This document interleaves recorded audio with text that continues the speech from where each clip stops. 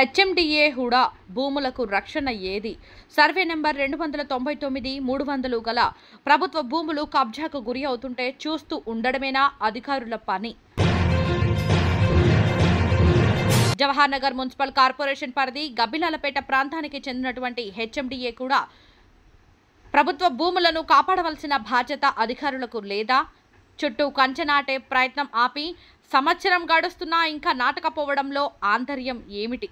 ఇప్పటికైనా ప్రభుత్వ అధికారులు వెంటనే స్పందించి కంచె పూర్తి చేయవలసిందిగా ప్రజా సంఘాలు విజ్ఞప్తి. లేదంటే భూ కబ్జాదారులు కాచుకొని ఉన్నారు. రోజు రోజుకు మాయమవుతున్న ప్రభుత్వ స్థలాలు.